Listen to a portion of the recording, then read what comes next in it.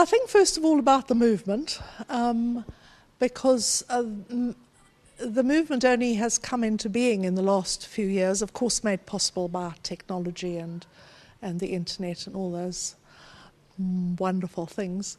And I must say the very, very first time I heard of it, I was just so excited, because part of my mission in life is for education to reach more people.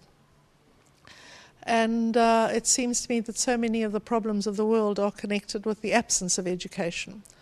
And education, I really do believe, is one of the most sustainable ways out of poverty. So the open educational movement seemed to me just absolutely exactly the right kind of thing to be talking about.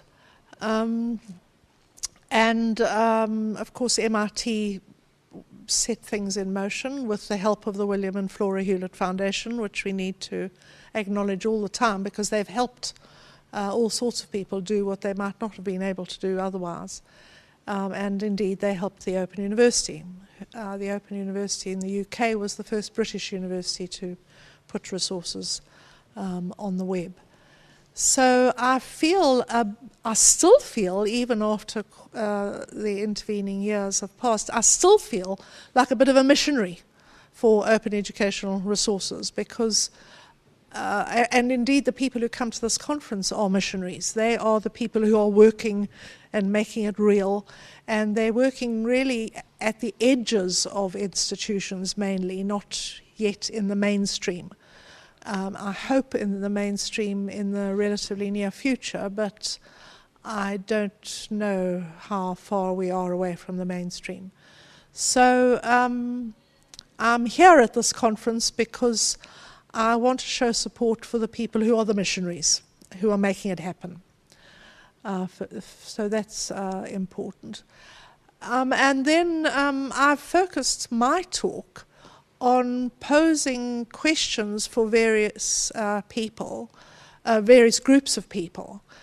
I've labelled my talk, "If OER is the answer, then what is the question?" And of course the question is different if you're an academic, or if you're a policymaker, or if you're a leader of an institution, or a faculty or department, if you're a student, etc. So I'm posing questions, some of which are fairly basic questions. I still think there are basic questions to put to people, and the kind of people in this audience are very well placed to put those questions wherever they find themselves. So when I say some of them are basic questions, for instance, I think you will still find university leaders who, if you say to them, "Are you involved in the OER movement?" will say, "What is the OER movement?" And as long as that is so, and I think it is because it's my personal experience, then we have work to do.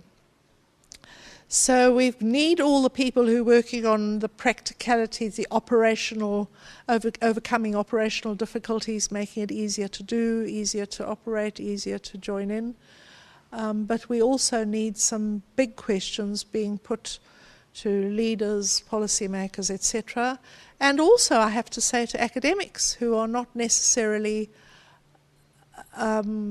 participating in a way that they could, and in my view should. So that is my my main force of my address, and I hope that'll be helpful. It'll certainly demonstrate that I'm very supportive of the movement and ready to give whatever support I could give, no longer as a university leader, but still working in education in various capacities, to be helpful.